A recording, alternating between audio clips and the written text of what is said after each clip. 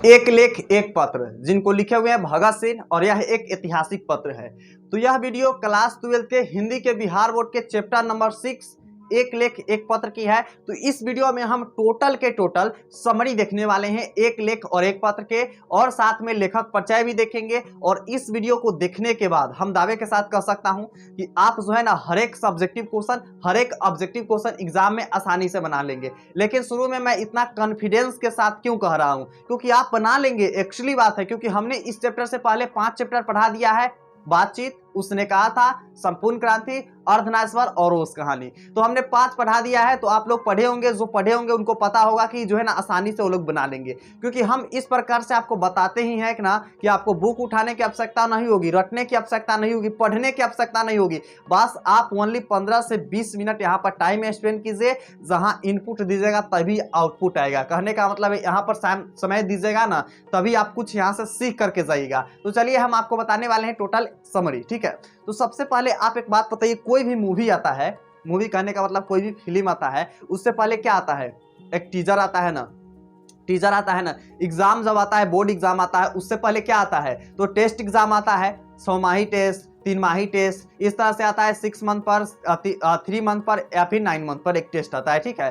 तो इसी प्रकार जो है ना हम लोग कोई भी चैप्टर पढ़ने से पहले क्या देखते हैं? लेखक का परिचय देखते हैं। लेकिन लेखक परिचय जानना क्यों जरूरी है? अब आप पूछिएगा कि टेस्ट जो है ना देना क्यों जरूरी है? प्रैक्टिस के लिए। क्यों हम जैसे कैसे हम कर सकते हैं बहुत कम समय में बहुत सारा क्वेश्चन अटेम्प्ट। तो इसीलिए जो है ना मूवी आता है। क्यों मूवी देखने से पहले टीजर क्यों आता है? ताकि हम पसंद कर सके कि यह मूवी कैसा है, एक्शन मूवी है, कैसा है, खराब मूवी है या फिर अच्छा मूवी है। तो इस तरह चैप्टर पढ़ने से पहले हम देखते हैं लेखक का कुछ परिचय। फॉर एग्जांपल के लिए देखिए यहाँ पर है, भगत सिंह का जन्म कब हुआ है? तो इनका जन्म हुआ है 28 सितंबर 1907 ईस्वी में। कब हुआ है? 28 सितंबर 1907 ईस्वी में भगत सिंह का जन्म हो जाएगा। अगर हम निधन की बात कर लिया जाए तो इनका निधन हुआ है 23 मार्च 1931 ईस्वी।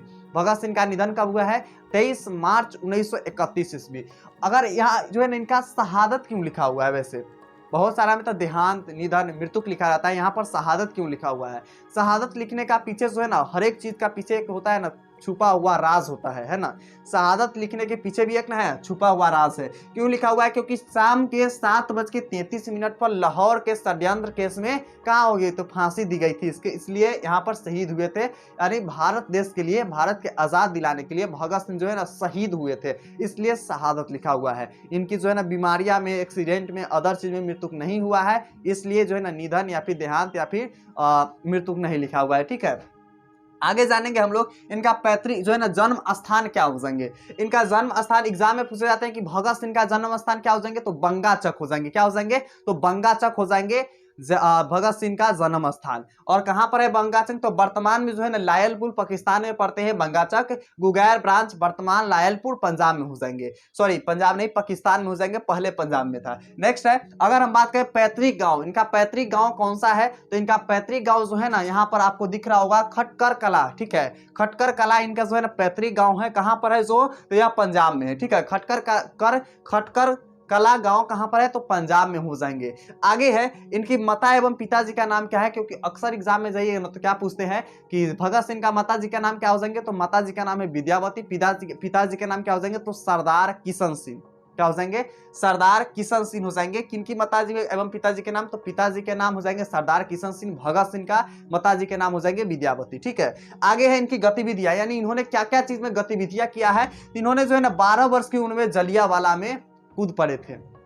जैसे कि जयप्रकाश नारायण जी ने भी जो है ना संपूर्ण क्रांति वाला भाषण दिए थे, और उन्होंने भी क्या किए थे? तो 1974 में जो है ना छात्र आंदोलन की ओर कूदे थे। यह भी जो है ना इसी किए है, जलियांवाला बाग में कूद पड़े हैं, ठीक है। कब? 12 वर्ष की उम्र में ही। पहली गिरफ्तारी इनकी जो है ना, पहली गिरफ्तारी कब हुई थी? यानी भगत सिंह का पहली गिरफ्तारी कब हुई थी? तो इनका पहली गिरफ्तारी जो है ना अक्टूबर 1926 में दशहरा मेले में जो है ना इन्होंने बम विस्फोट में किए थे, ठीक है। इन्हीं कारण की पहली गिरफ्तारी हो गई थी। आगे है इनकी कृतियां। इन्होंने वैसे तो यह लेखक वगैरह नहीं है, इन्होंने देश के लिए बहुत सारा काम किए हैं, लेकिन इन्होंने फिर भी जो है ना कुछ कृतियां लिखे हैं जो कि इनके इंपॉर्टेंट कृतियां है। फॉर एग्जाम्पल के लिए देखिए यहाँ पर कि यहाँ है विद्यार्थी और राजनीतिक, पंजाब की भाषा तथा लिपि की समस्या हो जाएंगे, उसके बाद मैं नास्तिक क्यों हूँ, और उसके बाद एक क्या है तो एक है बंदी जीवन। तो ये रही इनकी प्रमुख कृतियां, एग्जाम में पूछे जाएंगे। बंदी जीवन किसकी कृतियां है तो क्या हो जाएंगे भगत सिंह की कृतियां है। या फिर मैं नास्तिक क्यों हूँ किसकी कृतियां है, भगत सिंह का हो जाएंगे। पंजाब की भाषा तथा लिपि किसकी समस्या है, समस्या किसकी कृतियां है तो क्या हो जाएंगे भगत सिंह का हो जाएंगे। ठीक है, अगर हम बात करते हैं यहाँ पर हिंदुस्तान समाजवादी प्रजातांत्रिक पार्टी से कौन जुड़े हुए थे। ठीक है, एग्जाम में पूछे जाते हैं कि हिंदुस्तान समाजवादी प्रजातांत्रिक पार्टी से कौन जुड़े हुए हैं तो भगत सिंह जी जुड़े हुए हैं। ठीक है, तो आपको इस बात को याद रखना है। अब यहाँ पर हम चैप्टर की तरफ यानी चैप्टर के समरी की तरफ जाने से पहले एक छोटा सा एकदम ब्रेक लेंगे, है ना। ब्रेक लेने का मतलब आपको बताना चाहेंगे यहाँ पर कि अगर आपको जो है ना इस चैप्टर से पहले 5 चैप्टर नहीं पढ़े हैं तो उसका तो प्लेलिस्ट आपको इस चैनल पर मिल ही जाएगा, वीडियो आप देख लीजिएगा। और हाँ, अगर नोट्स वगैरह आप नहीं लिए हैं ना, हिंदी और इंग्लिश के हाथ से लिखा हुआ नोट्स नहीं लिए हैं, जैसे कि हो गया समरी का, लेखक परिचय का, ऑब्जेक्टिव क्वेश्चन, सब्जेक्टिव क्वेश्चन का नहीं लिए हैं, तो सभी का लिंक जो है ना डिस्क्रिप्शन बॉक्स में टेलीग्राम व्हाट्सएप दोनों का लिंक है, जो आप यूज करते हैं ना ज्वाइन कर लीजिए। वहां पर आपको पीडीएफ और नोट्स हाथ से लिखा हुआ दोनों प्रोवाइड मिलेगा एकदम इजी लैंग्वेज में। और वहां पर बहुत सारे स्टूडेंट जो है ना ज्वाइन है, तो एकदम आप चाहते हैं कि फ्री ऑफ कोर्स ले और आप जो है ना अपने पढ़ाई को बेहतर बनाना चाहेंगे तो आप जाइए वहां पर ज्वाइन हो जाइए। ठीक है, चलिए हम चैप्टर की तरफ बढ़ते हैं। देखिए इसमें जो है ना भगत सिंह 2 चीज लिखे हुए हैं, पहला एक लेख लिखे हुए हैं और दूसरा क्या लिखे हैं तो एक पत्र लिखे हुए हैं, 2 चीज लिखे हुए हैं। तो अगर हम बात करें कि लेख में इन्होंने क्या क्या लिखे हैं तो विद्यार्थी और राजनीतिक पर लिखे हुए हैं। ठीक है, एक एग्जाम्पल हम आपको देते हैं, वैसे हम आपको एग्जाम्पल ज्यादा देते हैं। ठीक है, तो एग्जाम्पल देते हैं कि मान लीजिए आपको जो है ना हाथ में आइसक्रीम धरा दिया जाए, क्या धरा दिया जाए, आइसक्रीम हाथ में रखने को लिए दे दिया जाए, और एक आदमी आएगा कहेगा आइसक्रीम जो है ना बहुत मीठा होता है, बहुत कोल्ड होता है, ठंडा होता है, खाने में बहुत मजा आता है, लेकिन ये सब कहेगा कि यह बहुत बढ़िया चीज है, लेकिन कहेगा खाना नहीं है, खाली रखना है, देखना है, पढ़ना है, खाना नहीं है। सोई बात यहाँ पर कहते हैं विद्यार्थी को, तो विद्यार्थी पॉलिटिक्स को पढ़े, पॉलिटिक्स को समझे, लेकिन पॉलिटिक्स में जो है ना भाग बिल्कुल भी नहीं ले। एक बात बताइए, पढ़ाई का मकसद क्या होता है? पढ़ाई का मकसद यह होता है कि हाँ हम पढ़ लिए और नौकरी ले लिए, बस बात खत्म। पढ़ाई का मतलब यह होता है कि आप जब शिक्षित होते हैं तो आप 10 समाज को शिक्षित कीजिए, तो पढ़ाई का मेन मकसद हुआ। नौकरी लेना, पैसे कमाना मकसद नहीं है बिल्कुल भी पढ़ाई का। अगर आपका सोच है कि हम पढ़ के नौकरी ले लेंगे या फिर वो जो है ना हम पैसा कमा लेंगे, तो यह पढ़ाई का एक्चुअली मतलब नहीं है। आपका सोच जो है ना बदलना होगा, चेंज करना होगा। ठीक है, माइंडसेट को। तो यही बात है कि विद्यार्थी को राजनीतिक में भाग लेना चाहिए, अंत में कहते हैं। और देखिए मान लीजिए कि हमारे देश पर जो है ना विरोधी देश आक्रमण कर रहे हैं, उस समय आप बात बताइए, जैसे कि आपके पापा होंगे, आपके पापा अभी जो है ना समाज में बंधे होंगे, जिनका शादी हो गया है उनके समाज में बंधे होंगे, और जो बूढ़ हो गए यानी कि बूढ़े हो गए हैं वह क्या होंगे, तो जो बूढ़े होंगे वो तो लड़ नहीं सकते क्योंकि उनके जो है ना उतना ताकत रहा नहीं। ठीक है, उनके पास जो है ना उतना बल रहा नहीं कि वह लड़ सकते हैं। और जो समाज में बन गया है यानी कि अपने पारिवारिक परिस्थितियों में बन गया है, यानी कि वह जो है ना एक तरह से जाल में बिछ गए हैं, वह जो है ना नहीं लड़ सकता क्योंकि उनको परिवार को संभालना है। तो हमारे देश का जो है ना बचा कौन सकता है, अगर हम बात करें तो वही नवयुवक जो पॉलिटिक्स पढ़ेंगे तो ही तो अपने देश के लिए जान कुर्बान करने के लिए एकदम रेडी होंगे, है ना। तो यही बात कहते हैं कि हमारे समाज में जब हमारे देश का के लड़ना होगा, नौजवान की आवश्यकता होगी, उस समय वही नौजवान हमारे देश का भविष्य होंगे, जो आज जो है ना अभी कोई भी बंधक में नहीं बंधा हो, एकदम स्वतंत्र हो। ठीक है, तो इसलिए कहते हैं कि जो है ना पॉलिटिक्स में भाग लेंगे, स्टूडेंट जो है ना पॉलिटिक्स में भाग लेंगे अगर जरूरत पड़ी तो, और पूरा अपना जीवन क्या कर देंगे तो उसी में उत्सर्ग कर देंगे। कहते हैं इतना कि मेन पढ़ाई का मकसद ये नहीं कोई जॉब लेना है और बात खत्म करना है, नहीं, मेन पढ़ाई का मकसद तो अपना समाज सुधारना है, बहुत कुछ करना है। ठीक है, इस मतलब होता है। अब पत्र में क्या लिखते हैं, यह तो आपका लेख हो गया। ठीक है, अगर पत्र में क्या लिखते हैं, सुखदेव के पास भगत सिंह एक पत्र लिखते हैं। सुखदेव कहाँ पर है तो जेल में है। ठीक है, तो एक बात हम आपको बताइए, आपको बचपन में क्या क्या चीज बनने का सपना होगा, तो आप सोचिएगा कि क्या क्या बनने का सपना होगा। तो हाँ, डॉक्टर बनने का सपना होगा, इंजीनियर बनने का सपना होगा, और बहुत कुछ करने का सपना होगा, है ना। लेकिन जब आप जैसे जैसे बड़े हुए, आपका माइंडसेट चेंज हुआ कि नहीं हुआ? आप आज क्या सोचते हैं, हम इंजीनियर बने, डॉक्टर बने। हाँ, कुछ का होता है, बचपन से ही सपना होता है, लेकिन बहुत ऐसे बच्चे होते हैं जो बड़े होते हैं तो माइंडसेट चेंज होता है, अदर क्राइटेरिया में चले जाते हैं। ठीक है। बहुत आप ऐसे बच्चे देखे होंगे कि आपका फ्रेंड जो है ना बचपन में पढ़ने में खूब तेज होगा, लेकिन आज जो है एकदम पढ़ने में एकदम क्या होता है, बुद्धू हो जाता है, वही होता है। आज पढ़ने में एकदम खराब बन गया है। सोई बात है, या फिर आपको से रिजल्ट खराब आया होगा उसका। सोई बात यहाँ पर क्या है कि सुखदेव के पास लिखते हैं कि जो है ना आप जब जेल नहीं गए थे उससे पहले जो है ना आपका जो है ना माइंडसेट अलग था। आप कहते थे कि आत्महत्या जो है ना एक अच्छा है, अपराध नहीं है, और कई जो है ना कई कामें करना उचित होता है, मतलब कई परिस्थितियों में आत्महत्या करना उचित होता है। लेकिन मैं आपको दवा के साथ कह सकता हूं कि बदली हुई परिस्थितियां जो है ना आप पर अलग अलग प्रभाव डाला होगा, और आत्म जो है ना आप जो है ना आत्महत्या के क्या होंगे, तो आप विरोध होंगे।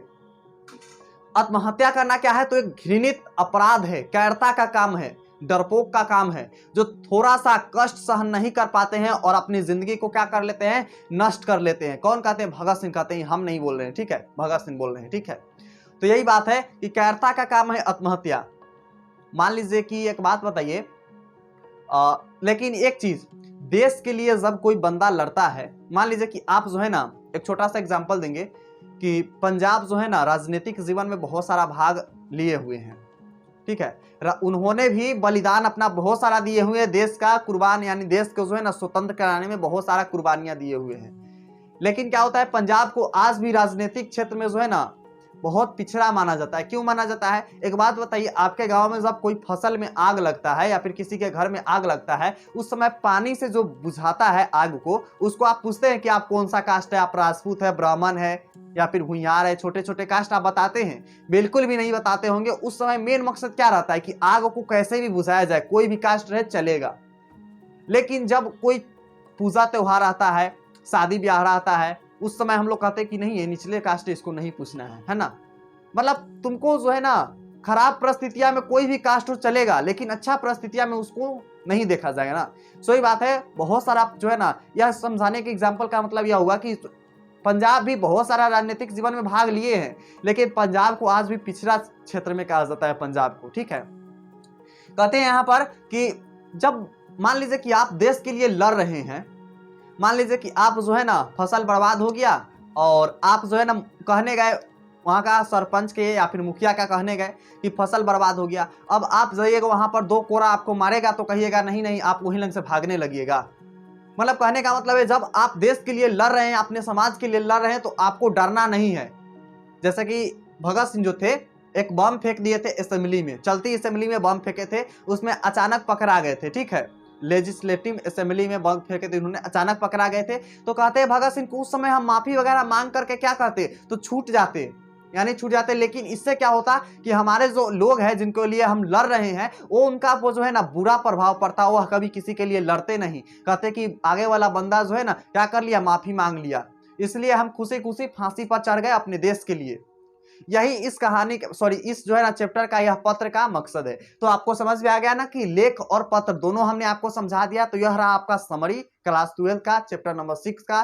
तो हम जल्द ही लाने वाले हैं इस चैप्टर का सब्जेक्टिव क्वेश्चन और लाइव में ऑब्जेक्टिव क्वेश्चन। तो आप जरूर इस चैनल को सब्सक्राइब कीजिए, यानी साइंस सीखो चैनल को सब्सक्राइब कीजिए। यहाँ पर आपको मिलेगा साइंस, कॉमर्स एवं आर्ट तीनों विषय के एकदम धाकर हिंदी एवं इंग्लिश दोनों मीडियम से तैयारी बेस्ट तरीका से, हर एक चीज का ट्रिक, फार्मूला, हर एक चीज, नो हैंड राइटिंग नोट्स मिलेगा। तो आप जरूर ज्वाइन कीजिए यहाँ पर, और हर एक अपडेट के लिए इंस्टाग्राम पर सर्च कीजिए साइंस सीखो ऑफिशियल, या फिर लिंक डिस्क्रिप्शन बॉक्स में है, जाइए वहां पर ज्वाइन कीजिए। चलिए मिलते हैं अगला वीडियो किसी वीडियो में, तब तक के लिए लव यू एंड शेयर कीजिए इस वीडियो को अपने जितने भी दोस्त हैं सभी के साथ।